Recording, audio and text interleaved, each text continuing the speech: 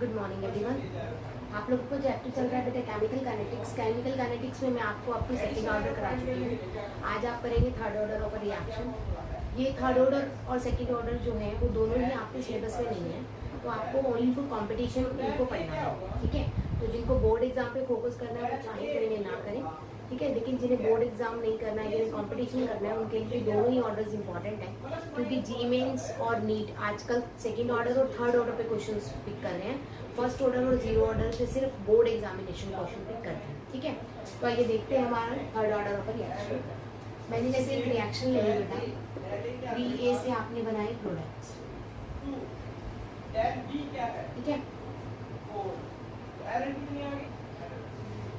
तो बेटा आपको जैसे मैंने फर्स्ट ऑर्डर, जीरो ऑर्डर और सेकेंड ऑर्डर कराया, उसी तरह से आपको करना है। जब टी की वैल्यू जीरो होगी तो मैं मान रही हूँ इसकी इनिशियल कंसंट्रेशन कितनी है, A0, और प्रोडक्ट कितने होंगे बेटा, जीरो होंगे। At T is equal to something, किसी भी पर्टिकुलर टाइम पे A0 में से कुछ ना कुछ क्या हो जाएगा बेटा, कम हो जाएगा, और वो वैल्यू क्या बन जाएगी, यहाँ पर प्रोडक्ट्स की बन जाएगी, ठीक है। तो इस वैल्यू को मैं डिनोट कर रही हूँ बेटा AT से। किससे डिनोट कर रही हूँ, AT से, ठीक है। तो आप सबसे पहले रेट निकालेंगे by the rate law. Rate is equal to K into concentration का क्यूब, क्लियर, ऐसे ही होता है, ठीक है। Next rate is equal to, दूसरा क्या है, minus D of AT by DT, clear है मेरी बात, ठीक है। दोनों ही रेट है बेटा आपकी, एक रेट लॉ से दूसरी रेट इक्वेशन है आपकी, ठीक है। एक को मानो इक्वेशन फर्स्ट और दूसरे को मानो equation second. Equate first and second. First और सेकंड को आप आमने सामने रखिए बेटा, आपके पास क्या आ जाएगा, K इंटू AT की cube is equal to minus D of AT by D, clear बेटा। AT इधर ले जाओ, DT इधर ले आओ, क्या बन जाएगा, माइनस का d of AT upon AT का cube is equal to K into DT, clear है बच्चा जी, ठीक है। अब बच्चा यहाँ माइनस है, इस माइनस को उधर ले जाएंगे तो इक्वेशन क्या बन जाएगी, यहाँ पर माइनस अगर रिमूव करेंगे d of AT upon AT का cube is equal to minus का K इंटू DT। अब इंटीग्रेट करो बेटा, इंटीग्रेटिंग बोथ साइड, दोनों साइड्स इंटीग्रेट कीजिए इसे। बेटा यहाँ पर मैं आपको बताना चाहूंगी, इसको कुछ इस तरह से लिख सकते हैं, AT का क्यूब इंटू में डी ऑफ AT इंटीग्रेशन, ठीक है।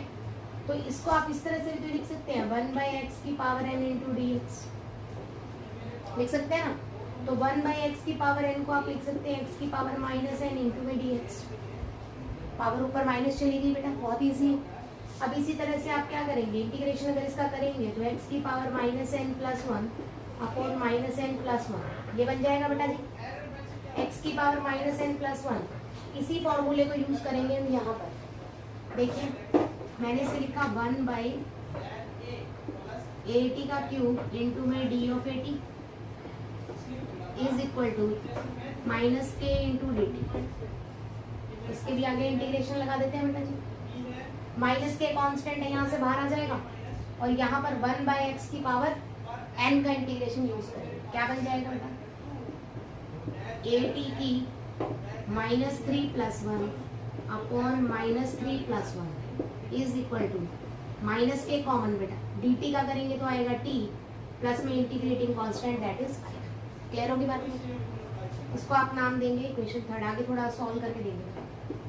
AT का क्या बच गया राजी, -2 अपॉन में -2, ठीक है, is equal to minus of AT plus में I, डन। इसको ढंग से लिखेंगे तो -1/2 इंटू में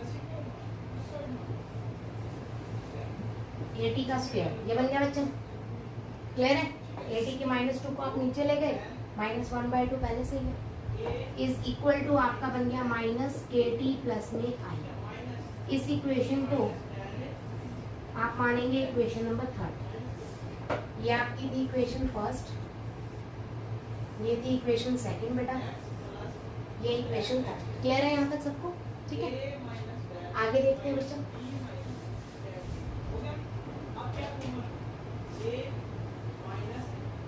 ध्यान से देखिए, आपके पास इक्वेशन ये है बेटा। अब वही same condition at t is equal to 0, जब टाइम आपका 0 होगा तो a2 की वैल्यू क्या होगी बेटा, a0 होगी।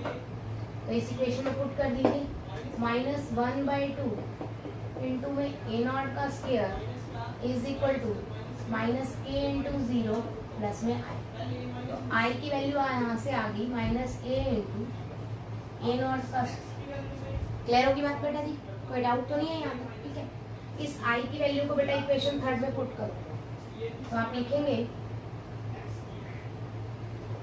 Put the value of i in equation third में इस वैल्यू को पुट करेंगे। क्या आएगा आपके पास, ध्यान से देखेंगे, -1/2 इंटू में a t का square is equal to -a into t plus यहाँ माइनस है तो बेटा क्या आ जाएगा, -1/2 इंटू a0 का स्क्वायर, ठीक है। माइनस कॉमन आ जाएगा पूरी इक्वेशन में से बेटा, क्या आ गया 1/2 इंटू a t का square is equal to a t plus 1/2 into a0 का स्क्वायर। क्लियर होगी बच्चा। यहाँ से अगर मैं इसको इक्वेशन 4 मानती हूँ, दैट इज इक्वेशन 4। आगे देखिए,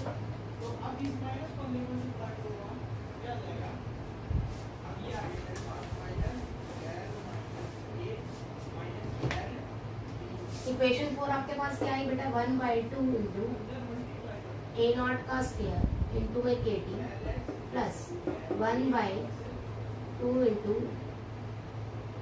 kt का स्क्वायर a0 का स्क्वायर, ठीक है बेटा जी। इस इक्वेशन को ध्यान से देखिए, y is equal to mx plus c की फॉर्म में नजर आ रही है इक्वेशन, आ रही है सबको, ठीक है।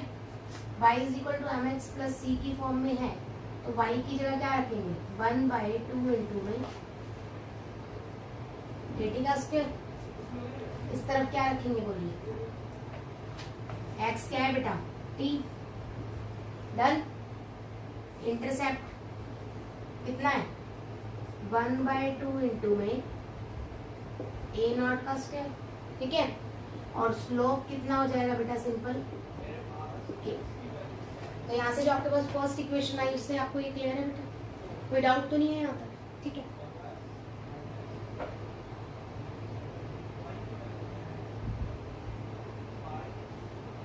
आगे देखिए बेटा, नाउ आपको rate constant that is k की वैल्यू निकालनी है।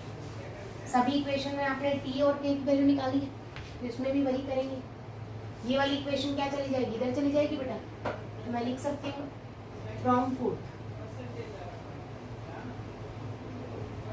फ्रॉम इक्वेशन फोर्थ इक्वेशन से अगर आपको कैलकुलेट करना है तो 1/2 इंटू में kt का square is equal to kt plus 1/2 into में a0 का स्क्वायर। ये वाली वैल्यू इधर ले जाओ बेटा, 1/2 kt का स्क्वायर माइनस 1/2 a0 का square is equal to kt। कोई डाउट बेटा, क्या कॉमन आ रहा है, 1/2 कॉमन आ रहा है, तो मैं लिख सकती हूँ kt is equal to 1/2 1/, kt का स्क्वायर माइनस 1/a0 का स्क्वायर। क्लियर है बेटा। यहाँ से अगर आपको t निकालना हो तो आप t निकाल लीजिए, मैं k निकाल रही हूँ बेटा। k is equal to 1/2t 1/at का स्क्वायर माइनस 1/a0 का square. This is your rate constant. Clear होगी मेरी बात यहाँ तक, ठीक है। तो इक्वेशन आपके पास ये कौन सी आई बेटा, 5। दिस इज इक्वेशन नंबर, ठीक है। तो इक्वेशन नंबर 5 में आपने क्या कॉमन देखा कि नीचे 1/2 अगर हो, 1/x² हो, तो वो आपका अगर ऐसा कोई ग्राफ आपको नजर आता है जिसमें स्क्वायर दे रखा है, 1/x², a square 1/a minus x square, मतलब 1/x का स्क्वायर अगर फॉर्म में दे रखी हो तो वो ग्राफ आपका हमेशा कौन से ऑर्डर का रहेगा, थर्ड ऑर्डर का रहेगा। क्योंकि आपने जितने भी ग्राफ देखे हैं आपने उसमें कॉमन देखा है कि थर्ड ऑर्डर के अलावा और किसी भी ग्राफ के अंदर 1/x स्क्वायर की फॉर्म नहीं बनती है। ठीक है बेटा, अब हम बात करते हैं यहाँ से हाफ लाइफ की। तो लेट्स सी,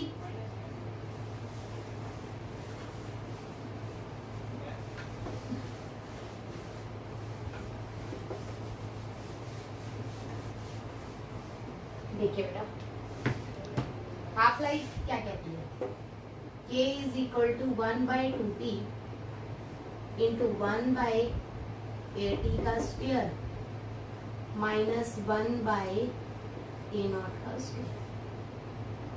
ये आपका क्या है, सिंपली k की वैल्यू है रेट कांस्टेंट की, फ्रॉम इक्वेशन 5 आपके पास ये आई है। ठीक है, तो t हाफ अब निकालते हैं, half life of third order. बहुत आसान है बेटा, उसी तरह से करना है जैसे आपने अब तक की सभी रिएक्शंस में किए हैं। At t is equal to t half बेटा, तो at की कंसेंट्रेशन कितनी हो जाएगी, a0/2 हो जाएगी ना, कंसेंट्रेशन को फॉर्म में डिनोट कर दो। क्लियर है, आधे टाइम में वैल्यू कितनी जाएगी बेटा, आधी जाएगी। ठीक है, यहाँ तक पुट कर दो इसी में, k is equal to 1/2 into में t हाफ 1/a0/2 का होल स्क्वायर माइनस 1/a0 का होल स्क्वायर। क्लियर होगी बात मेरी? इसको सॉल्व करेंगे तो आपके पास आएगा बेटा t हाफ 4/a0 का स्क्वायर माइनस 1/a0।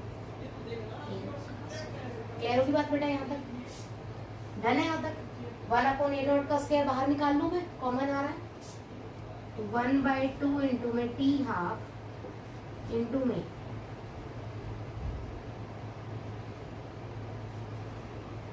1/a0 का स्क्वायर बाहर निकल गया, आपके पास अंदर बचा 4 - 1।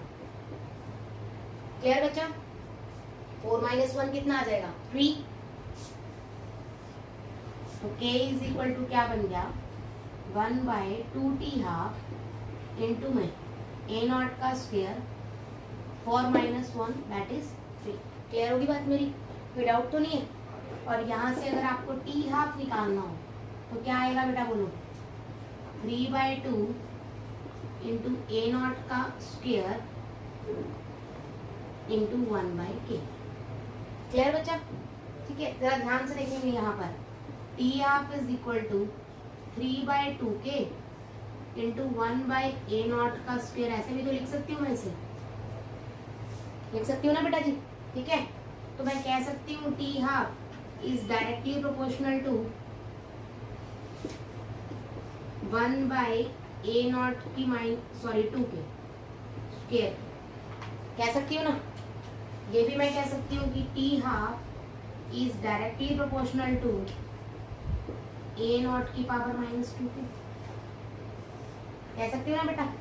तो अगर इसका ग्राफ बनाना हो तो बेटा एक तरफ आपको t हाफ दिख रहा है, एक तरफ a0 की पावर -2 दिख रही है बेटा, दिख रही है ना? तो डायरेक्टली प्रोपोर्शनल में ग्राफ क्या आएगा? क्लियर होगी मेरी बात? कोई डाउट तो नहीं? अच्छे से क्लियर होगी? इसी चीज को अगर आप x मानते हो, t हाफ, और मैं 1/a0 का स्क्वायर को पूरे टोटल को x मान लूं, तो मेरा a0 का स्क्वायर किसके इक्वल होगा, x के होगा ना? ये बात समझ आ गई? तो ग्राफ आपका क्या बनेगा, स्ट्रेट लाइन जैसे बनाया। लेकिन अगर मैं इसको x स्क्वायर के इक्वल मानूं तो ग्राफ क्या बन जाएगा, पैराबोला। ये बात समझ आई है? स्क्वायर के लिए ग्राफ पैराबोला ही होता है बेटा। एक सेकंड, समझ आई बात बेटा? आप ये सोच रहे होंगे कि मैम ने किसी भी, मतलब y इज इक्वल टू, आप ये मेरी बात समझिए बेटा, y is equal to mx का ग्राफ मैंने आपको क्या बताया है, स्ट्रेट लाइन आएगा, बताया ना?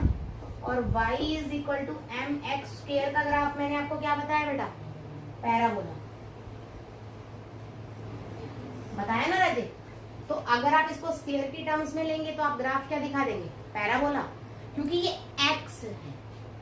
क्या है, x है जो अकेली क्वांटिटी है, और यहाँ पर क्या दिया हुआ है, a नॉट। बात समझ आई? तो a not is equal to x ऐसे पुट करोगे ना आप, तो ये उल्टा हो जाएगा, क्योंकि देखो 1/a नॉट का स्क्वायर दे रखा है। तो अगर मैं ग्राफ बोलूं t हाफ और a नॉट के बीच में, तो आपका क्या आएगा, पैराबोला, मतलब सॉरी t हाफ और 1/a नॉट के स्क्वायर के बीच में पैराबोला आ जाएगा, और यहाँ पर a नॉट की -2 का डायरेक्टली मैंने दे दिया, तो क्या आ जाएगा आपका, स्ट्रेट लाइन। समझ आ गई बात? कोई डाउट तो नहीं है? ठीक है, this is all about your third order. इसमें आपने क्या क्या पढ़ा, k की वैल्यू निकाली, ठीक है, और t हाफ की वैल्यू निकाली, और अब हम करेंगे कॉम्प्लिकेशन टाइम। ठीक है, देखिए प्लीज, यहीं से स्टार्ट करते हैं हाफ ऑर्डर के बाद।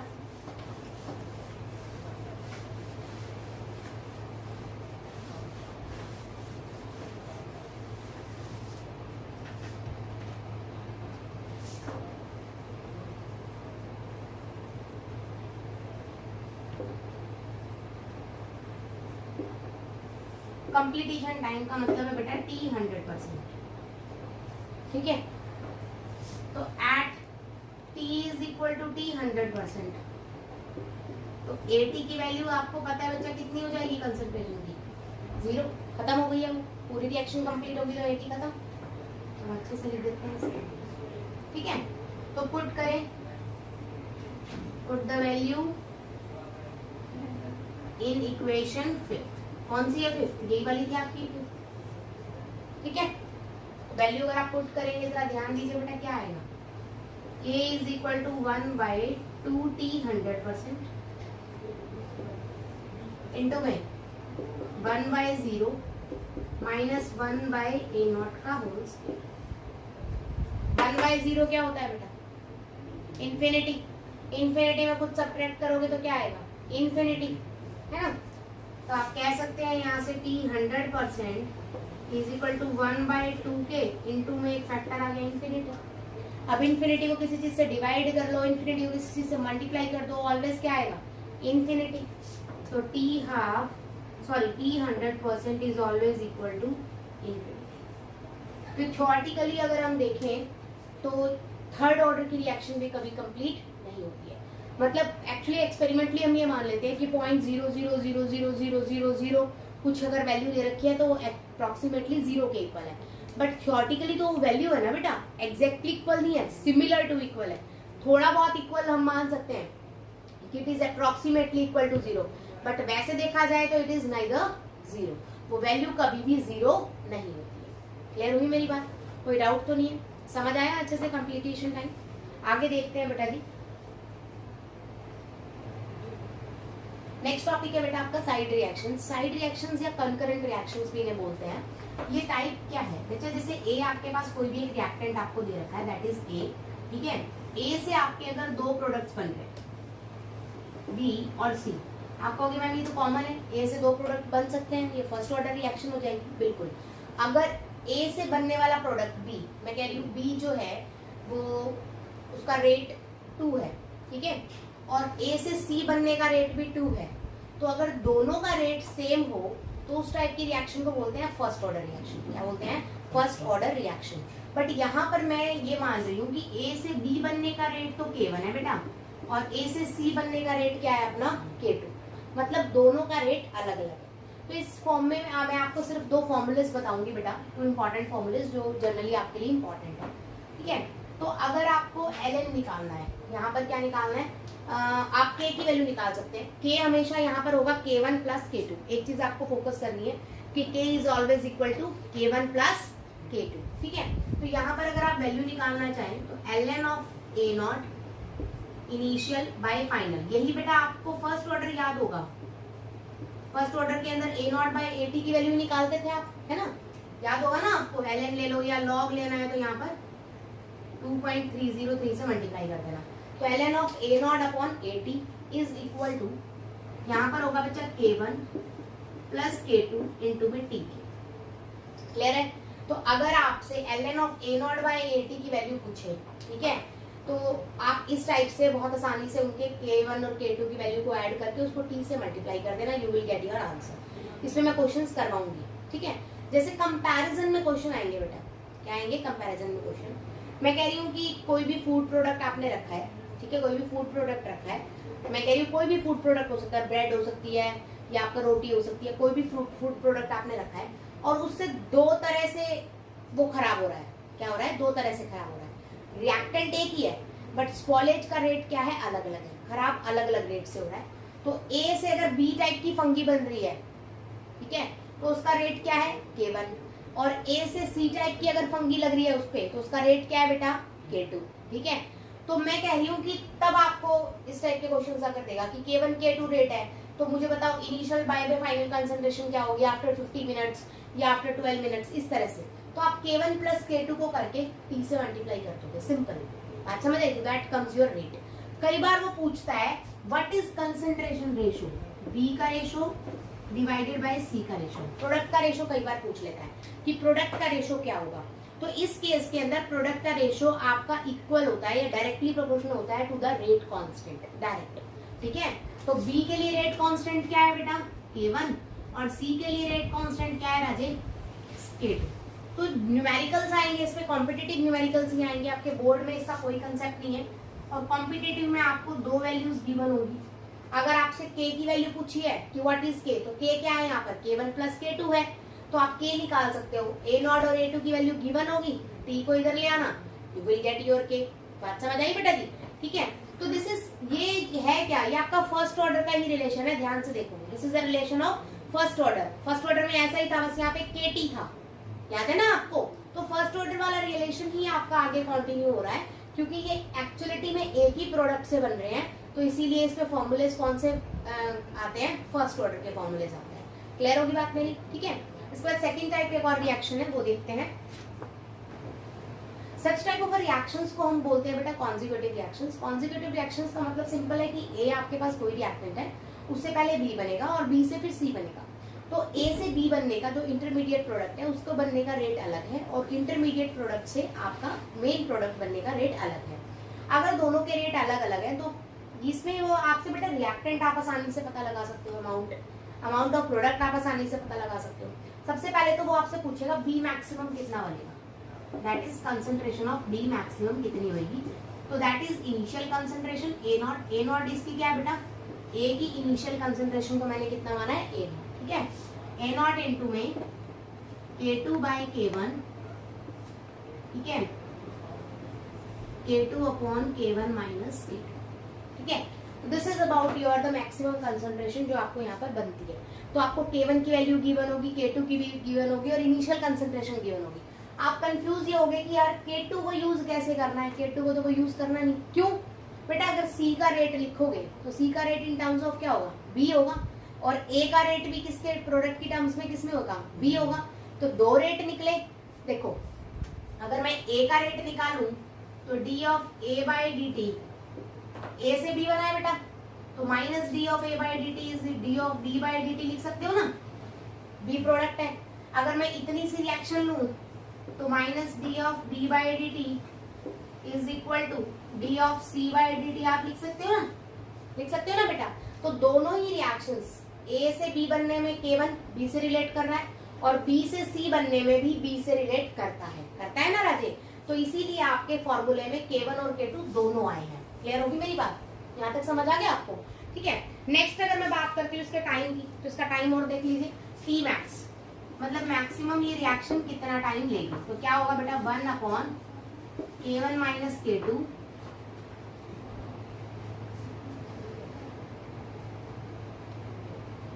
गड़बड़ हुई क्या,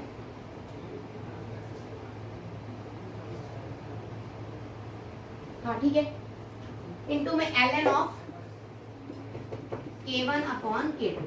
तो this is the T max, ये टोटल टाइम जो आपका लगा है किसी भी रिएक्शन को concurrent reaction sorry conjugative reactions को कंप्लीट होने में कितना टाइम लगेगा, दैट इज दिस वन। इस फॉर्मूले से आप आसानी से वैल्यूज पुट कीजिए K1 K2 की। तो एक चीज आपके लिए क्लियर है कि maximum time does not depend on initial concentration, सिर्फ किस पे डिपेंड करता है, रेट कांस्टेंट पे। रेट कांस्टेंट कितना तेज है कितना स्लो है सिर्फ इस पे डिपेंड करेगा, डायरेक्ट इस पे डिपेंड नहीं करता। क्लियर होगी बात। तो यहाँ तक आप करेंगे, आप इसके सारे न्यूमेरिकल्स कर लीजिएगा। टाइप्स ऑफ रिएक्शंस आपकी कंप्लीट हो गई हैं। हमने इस चैप्टर के अंदर पढ़ा बेटा zero order reaction, first order reaction, second order reaction, third order reactions, और उसके बाद हमने पढ़ा साइड या कंकरेंट रिएक्शंस के रेट के बारे में, then we studied about the consecutive rate reactions. ठीक है, तो ये टोटल आपके 6-7 तरह के रेट रिएक्शंस होते हैं, इसके सारे न्यूमेरिकल्स आप कर लेंगे। कोई भी अगर डाउट है किसी फॉर्मूले में या कुछ भी है तो आप मुझे मैसेज कर दीजिएगा, आपके डाउट्स मैं क्लियर कर दूंगी। ठीक है, कल हम नेक्स्ट टॉपिक स्टार्ट करेंगे इसका।